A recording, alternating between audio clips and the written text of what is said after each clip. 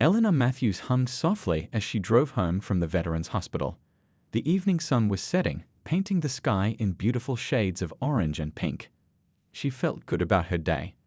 The old soldiers at the hospital always brightened up when she walked into the room. After 12 years of volunteering there, many of them felt like family. At 58, Eleanor took pride in giving back to the military community that had been her world for nearly 30 years, while her husband James served as an army captain. Her silver-streaked hair was pulled back in a simple bun, and laugh lines framed her warm brown eyes. The small American flag pin on her jacket caught the last rays of sunlight as she carefully signaled to change lanes. She was only 10 minutes from home when the flashing blue and red lights appeared in her mirror. Eleanor checked her speed. She was going exactly the limit. She hadn't run any lights or stop signs. With a small frown, she pulled over to the shoulder, turned down the oldie station on the radio, and placed her hands at 10 and 2 on the steering wheel, just like James had always taught her. 2 officers approached, one on each side of her car. The taller one, whose name tag read Reeves, tapped on her window. She rolled it down immediately. "License and registration," he said, not bothering with a greeting. His voice was cold, his face blank. "Of course, officer," Eleanor replied politely. "May I ask why I've been pulled over?" Officer Reeves didn't answer. His partner, Officer Wilson, circled the car, eyeing it suspiciously. Eleanor noticed Wilson's hand resting on his holster. Her heart began to beat faster, but she kept her voice steady as she handed over her documents. Reeves glanced at her license. "Step out of the vehicle, ma'am." Eleanor blinked in surprise. "I'm sorry, but have I done something wrong?" "Your vehicle matches the description of one involved in an incident earlier today," Wilson said from the passenger side. Eleanor looked from one officer to the other in confusion. Her car was a common blue sedan, at least 10 years old. There must be hundreds like it in town. "There must be some mistake," she said. "I've been at the Veterans Hospital all day. I volunteer there every Tuesday. You can call and check." "Ma'am, exit the vehicle now." Reeves cut her off, his voice rising. Eleanor's hands trembled slightly as she reached for her phone on the passenger seat. "I'd like to call my husband. He's a retired Army captain and he—" Before she could finish, Officer Reeves yanked open her door and grabbed her arm. The phone clattered to the floor of the car. "What are you doing?" Eleanor gasped as he pulled her roughly from the vehicle. "Hands behind your back," Reeves ordered, spinning her around. "This is a mistake. I haven't done anything wrong." Eleanor's voice shook as cold metal handcuffs clicked around her wrists. A passing car slowed down. The driver, an elderly man, watched with a concerned expression, but then drove on when Officer Wilson waved him away. "You're being arrested for resisting an officer," Reeves stated flatly. "Resisting? But I didn't. I was just sitting there." Eleanor tried to turn her head to look at him, but he pushed her forward toward the patrol car.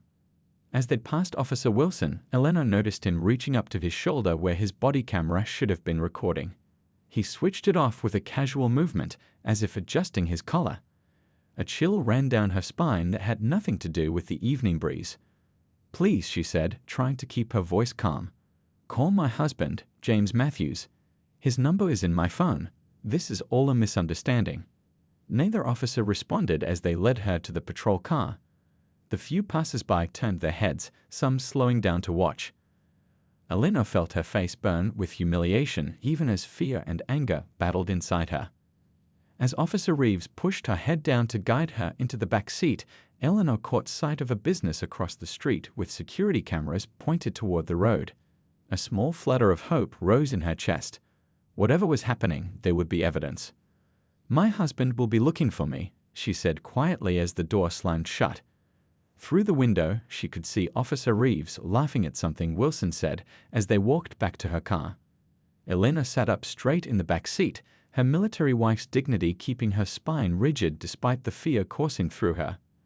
This wasn't over, not by a long shot. The news of Eleanor's arrest spread through Pine Creek like wildfire. By midnight, James Matthews' phone was ringing nonstop. First, it was their neighbor Mrs. Chen, who had driven past the scene and recognized Eleanor's car. Then came calls from friends in their church group, other military families, and even the director of the Veterans Hospital where Eleanor volunteered. James paced the living room floor, the limp from his old combat injury more pronounced with every anxious step. His weathered face, usually so composed after years of military discipline, now showed every one of his 62 years. The small frame house that had always felt so comfortable now seemed emptier than it had ever been during his deployments. "I'm going down there right now," he told his old army buddy Frank over the phone. Frank had called after his wife saw something about the arrest on a community Facebook page. "I'll meet you there," Frank replied without hesitation. "Give me 15 minutes. James grabbed his car keys, his hands shaking with a mixture of worry and anger. In all their 35 years of marriage, Eleanor had never even gotten a parking ticket. The thought of her spending a night in jail made his stomach turn. The police station was busier than expected for a Tuesday night. The front desk sergeant, a young man named Owens, looked up as James approached. Recognition flashed across his face. "Captain Matthews," he said, standing up straighter. They had met at several community events over the years. "Sir, Where's my wife?" James cut him off, his voice carrying the authority of his former rank. The sergeant glanced around uncomfortably. "She's being processed, sir. There's nothing I can do until morning when the lieutenant arrives." James leaned forward. "What exactly is she charged with?" "Resisting arrest, sir," Owens replied, not quite meeting his eyes. "Resisting arrest for what original offense?" James pressed, his knuckles white as he gripped the edge of the desk. Before Owens could answer, the door opened behind James. Frank walked in, followed by two other veterans from James's old unit. They stood behind him in silent support. "This is wrong, and you know it," James said quietly to the sergeant. Outside the station, a small crowd had begun to gather. Word had spread quickly through text messages and social media. Pine Creek was a town where people looked out for each other, and the Matthews were respected by everyone who knew them. Meanwhile, across town, a young man named Dean, who worked at the gas station across from where Eleanor was arrested, was just ending his shift. As he closed up, he remembered the incident he had witnessed hours earlier. Something about it had seemed off to him. On impulse, he checked the security footage before leaving. What he saw made him pause the video and rewind it. The entire arrest was captured clearly. Eleanor's compliance, the officer's aggression, everything. Dean pulled out his phone and recorded the security monitor with his camera. He hesitated only a moment before uploading it to his social media accounts with the caption, "This happened today, is this right?" By dawn, the video had been shared thousands of times. Among those who saw it was Richard Torres, a retired police lieutenant who had been driving behind Eleanor when she was pulled over. He had slowed down, feeling that something wasn't right, but ultimately drove on. Now, seeing the footage, he felt sick with regret for not intervening. Torres arrived at the police station early the next morning. The crowd outside had grown to nearly 100 people, veterans in their old service caps, elderly women from Eleanor's church, young people with handmade signs asking for justice. Among them was Mrs. Chen, handing out coffee from a large thermos. Torres made his way through the crowd to where James stood with his friends. The two men had never met, but Torres introduced himself and spoke clearly. "I saw what happened to your wife. Those officers had no cause to arrest her. Their actions were completely out of line with proper procedure," he said, his voice carrying to those nearby. "I'm willing to make an official statement." A murmur went through the crowd. Someone in the back called out, "The video's on every news site now." Inside the station, phones were ringing constantly. The desk sergeant looked increasingly uncomfortable as he watched the growing crowd through the windows. National news vans were beginning to arrive, setting up cameras across the street. James stood tall despite his exhaustion, his military bearing impossible to miss. He kept his eyes fixed on the station doors, waiting for the moment he would see Eleanor again.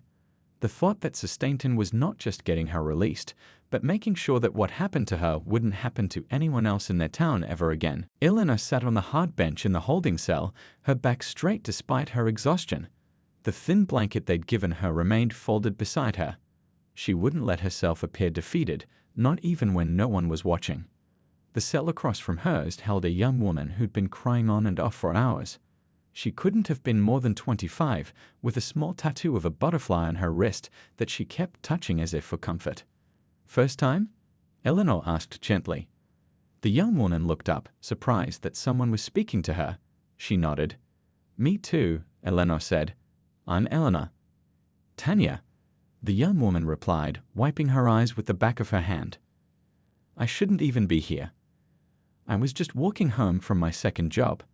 They said I matched the description of someone who stole from the corner store." Eleanor felt a surge of anger on Tanya's behalf. "Did they tell you your rights? Did you get to call anyone?"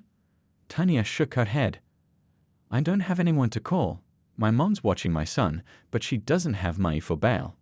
I'm supposed to be at work in the morning, or I'll lose my job at the diner."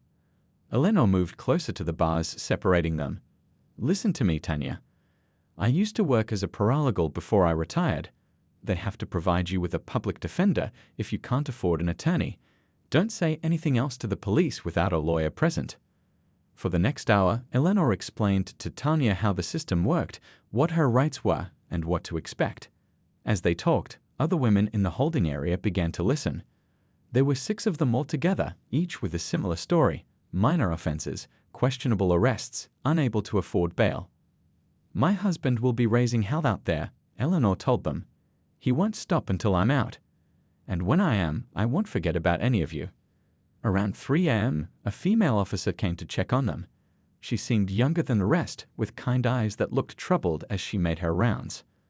"Mrs. Matthews," she said quietly when she reached Eleanor's cell, "your husband is still outside. There's quite a crowd out there now." "Thank you for telling me," Eleanor replied. She studied the young officer's face. "What's your name?" "Officer Patel," she answered.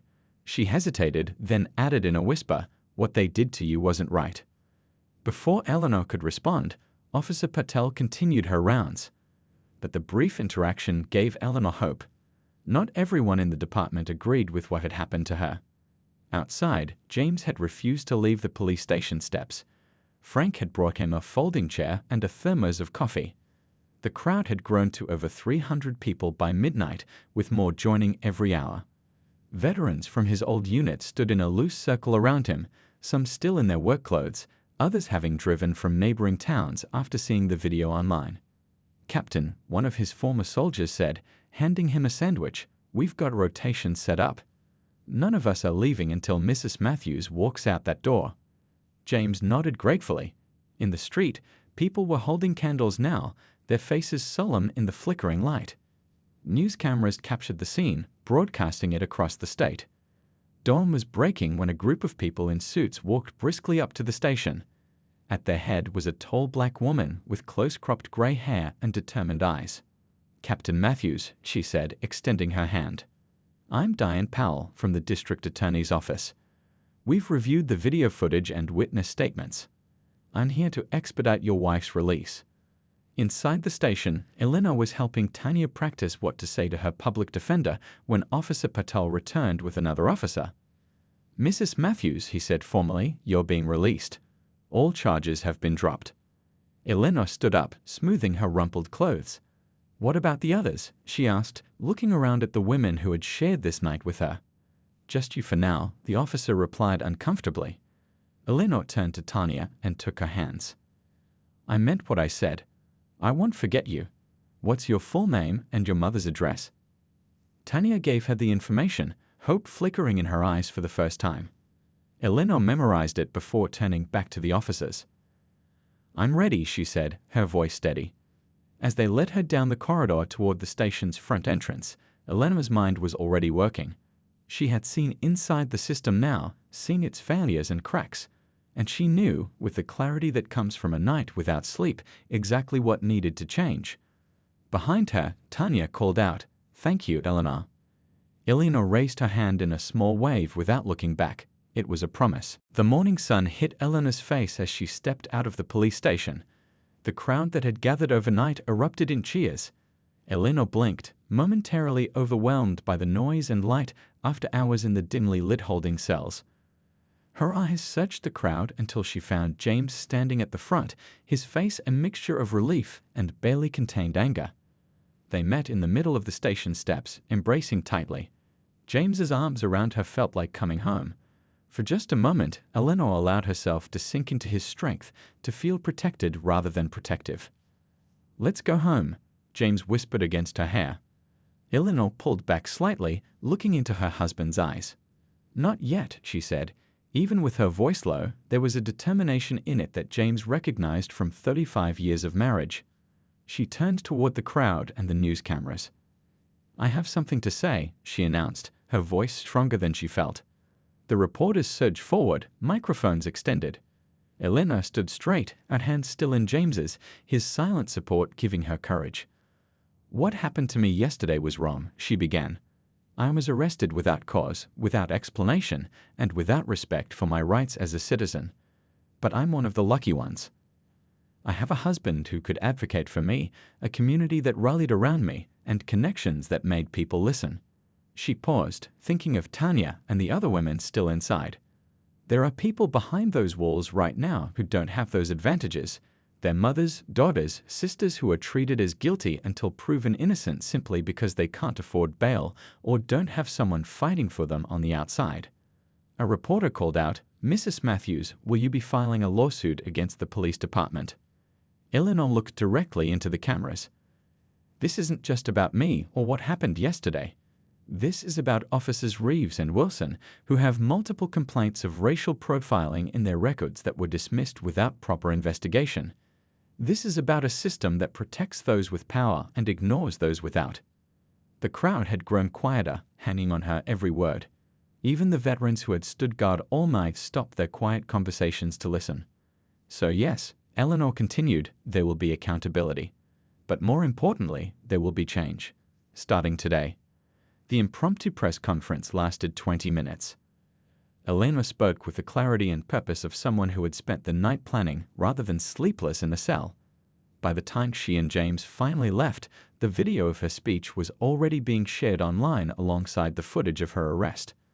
Later that afternoon, after a shower and change of clothes, Elena sat at their kitchen table with a notepad full of names and phone numbers, every woman she had met in the holding cells, plus contact information for civil rights attorneys, community organizers, and journalists who had reached out. James set a cup of tea beside her and kissed the top of her head. "What's the plan, General?" he asked with the hint of a smile, using his old nickname for her from their days when she organized the military family support groups. "First, we help Tanya," Eleanor said, tapping her pen on the notepad. "She has a court date in 3 days. She needs representation and someone to watch her son while her mother goes to work." The doorbell rang, interrupting their conversation. James returned a moment later with Diane Powell from the district attorney's office and Richard Torres, the retired police lieutenant who had witnessed Eleanor's arrest. "Mrs. Matthews," Powell said, "I've been reviewing the body camera footage from the officers who arrested you, or rather, the lack of footage, since Officer Wilson conveniently turned his camera off. Combined with the security video and Lieutenant Torres's statement, we have grounds for serious disciplinary action." "That's a start," Eleanor replied, gesturing for them to join her at the table. "But I'm more interested in what happens next." Torres leaned forward. "I've been going through department records. This wasn't isolated. Reeves and Wilson have a pattern of questionable arrests in certain neighborhoods. The complaints were always dismissed by internal affairs. Until now," Powell added. "The police chief has placed both officers on administrative leave pending a full investigation." Eleanor nodded, taking in the information. "And Tanya Richards?" "The young mother arrested on suspicion of shoplifting with no evidence." Powell looked surprised. "I don't know about her case specifically." "Then that's where we begin," Eleanor said firmly, sliding her notepad across the table. "Here are 7 names. 7 women I met last night who deserve the same attention my case is getting." Outside their window, news vans were still parked along the street. The story was growing, and Eleanor was just getting started. The community center buzzed with activity. Just 2 weeks after Eleanor's arrest, what had begun as personal outrage had transformed into organized action. Tables lined the walls, staffed by volunteers collecting testimonies from people who had similar experiences with Officers Reeves and Wilson or other officers in the department. Eleanor moved through the room, clipboard in hand, stopping to speak with each person.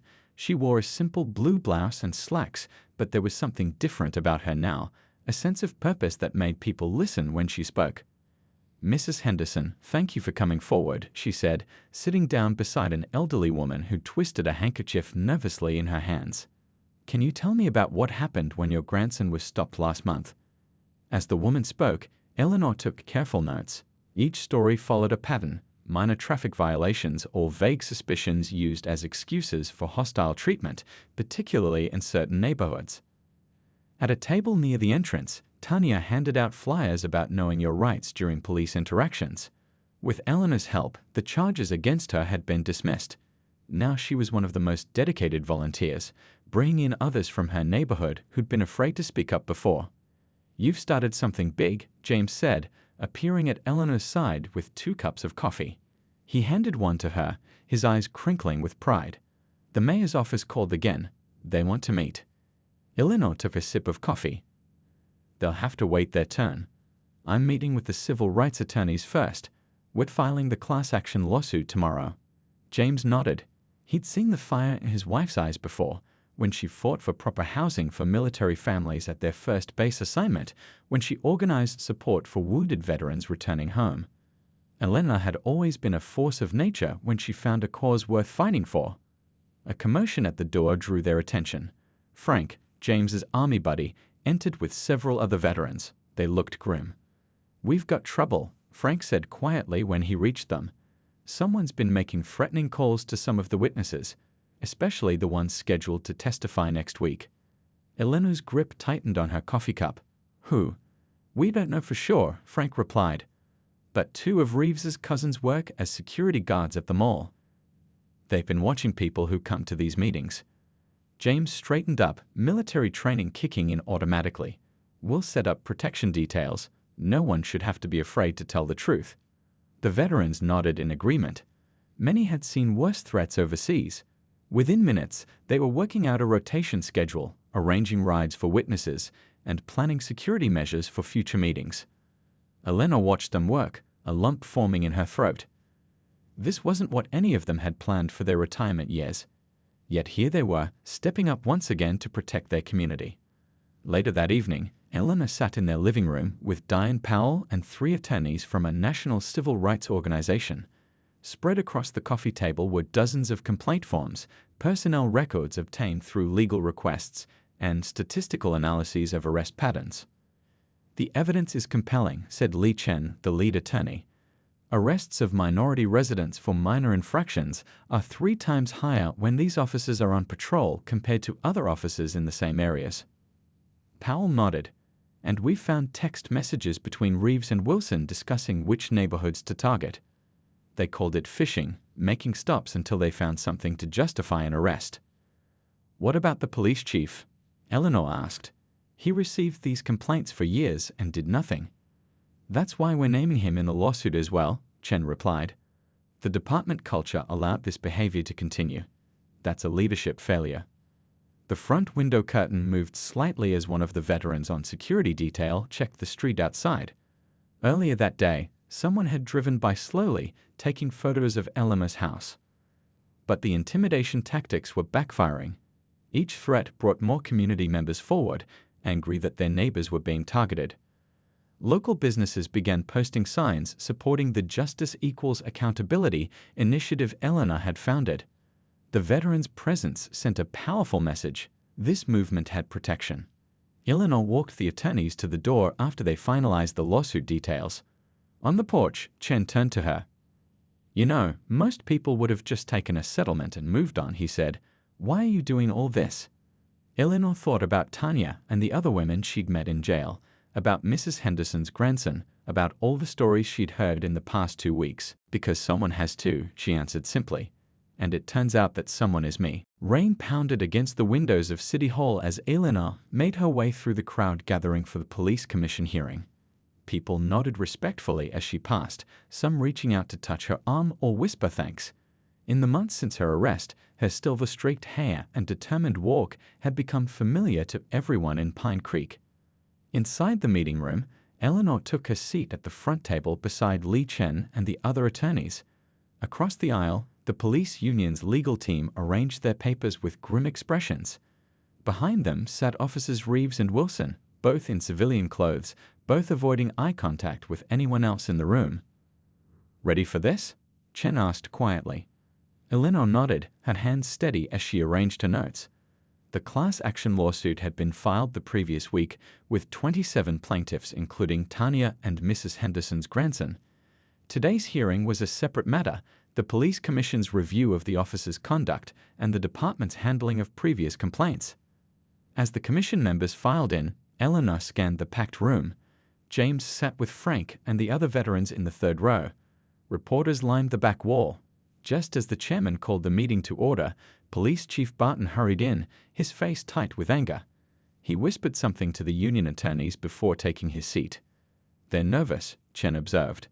"The internal affairs files we subpoenaed must have hit a nerve." The hearing began with a review of Eleanor's arrest.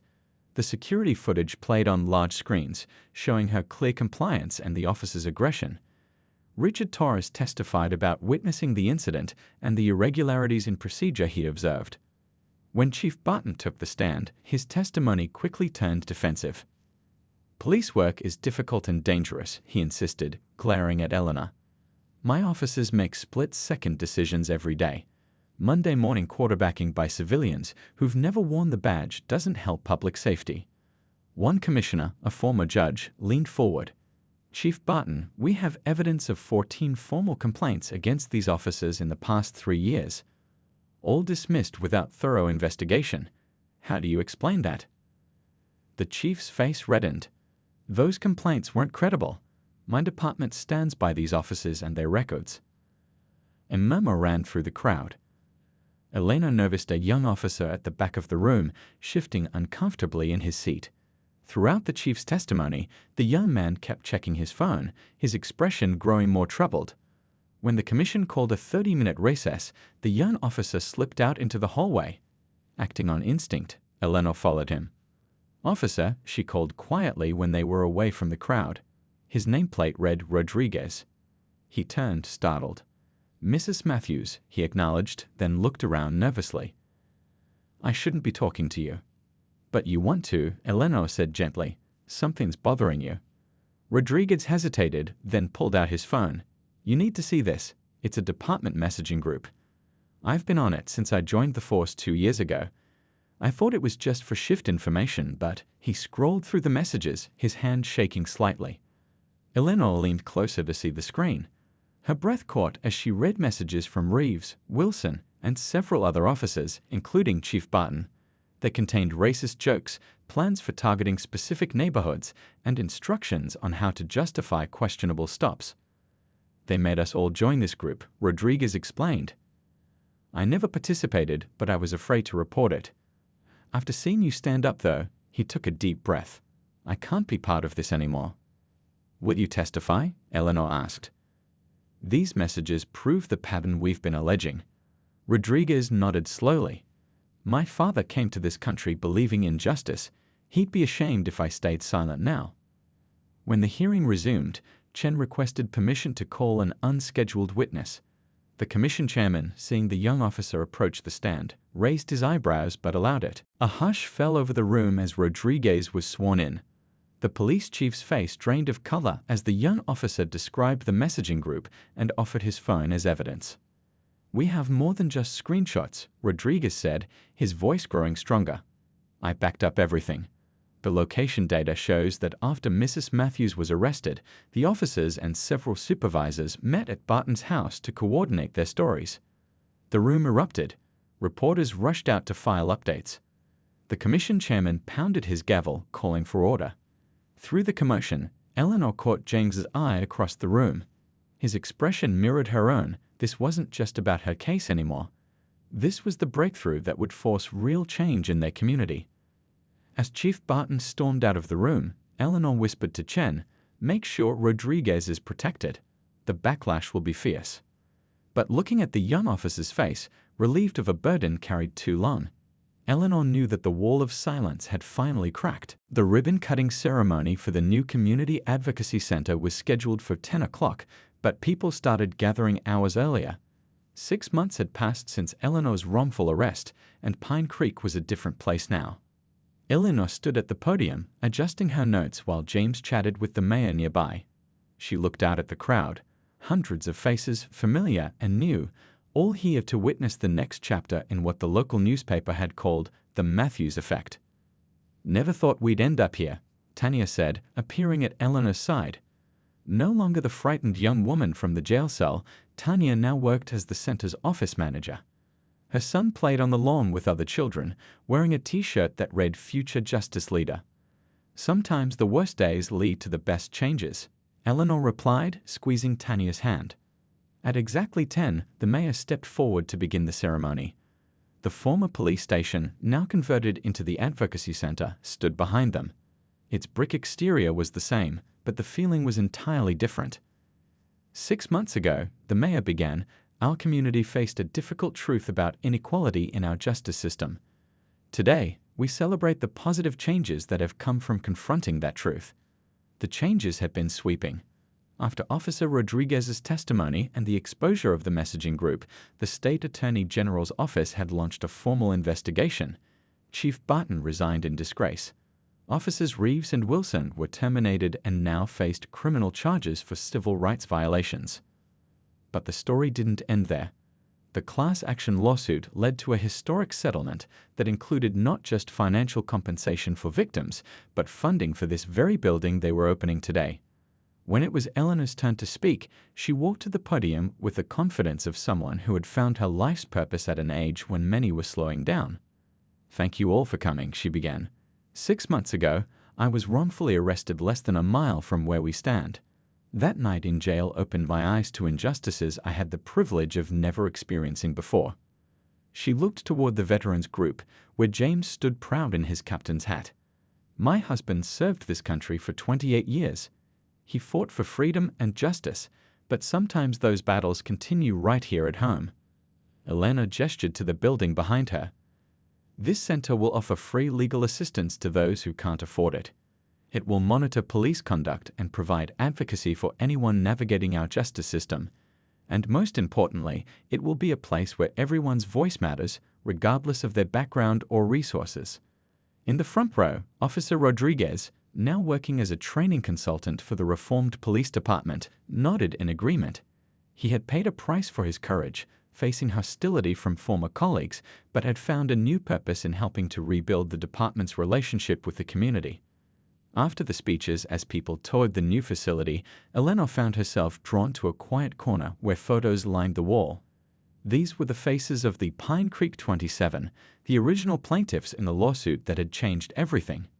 Each photo included a brief story of their experience and their contribution to the reforms. Tanya's photo showed her speaking at a community meeting, microphone in hand, her face alight with purpose. The elderly Mrs. Henderson stood with her grandson in their Sunday best, and in the center hung a security camera still of Eleanor's arrest, the moment that had sparked it all. "Quite a legacy," James said, slipping his arm around her waist. Eleanor leaned into him. "It's everyone's legacy. One person can start something, but it takes a community to create real change." Outside, local reporters interviewed people about the impact of the reforms. The new police chief, a woman with 20 years of experience and a reputation for integrity, spoke about mandatory body cameras that couldn't be turned off during interactions with the public. The Civilian Oversight Board members explained their new authority to review complaints and recommend action. As the day wound down, Eleanor found herself sitting with Tanya on a bench outside the center. They watched as Rodriguez showed a group of teenagers how the new police body cameras worked, explaining their rights during any police interaction. "You know what still amazes me?" Tanya said. 6 months ago, I was terrified of police officers. Now my son wants to be one, but the good kind, he says." Elena smiled. "That's how we'll know we've succeeded. When wearing a badge means being held to the highest standard, not the lowest." A car humped as it passed, the driver waving enthusiastically. It was Diane Powell from the district attorney's office, who had been instrumental in implementing new prosecutorial guidelines that emphasized justice over conviction rates. "I have something for you," Tanya said, reaching into her bag. She pulled out a small plaque. "We wanted to surprise you of the ceremony, but I got nervous with all those people." Elena read the inscription.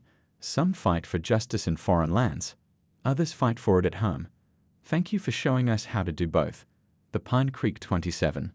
Tears welled in Eleanor's eyes as she traced the words with her finger. James joined them, placing his hand on her shoulder. My wife's courage has accomplished more for American justice than my entire military career, he told Tanya, his voice thick with emotion. Eleanor shook her head, smiling through her tears. We all did this together, and we're just getting started. As the sun began to set, casting long shadows across the new Community Advocacy Center, Eleanor looked out at the town she'd called home for decades. It wasn't perfect, no place is, but it was better, and sometimes that's enough to keep fighting for.